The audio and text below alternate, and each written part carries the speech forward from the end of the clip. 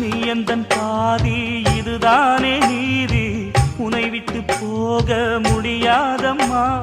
மறைந்தாலும் நான் மறு ஜென்மமே என்றும் தேடி வரும் சொந்தம் இது கண்மணி. அதை தள்ளிவிட நியாயம் என்ன கண்மணி. இது நீ இருக்கும், இது நீ இருக்கும் நெஞ்சமடி கண்மணி. இன்று யாரடிச்சு விம்முதடி கண்மணி. ஒரு வீடு கட்டி வச்சிருந்தேன் கண்மணி, அது வெட்ட வெளியாச்சுதடி கண்மணி.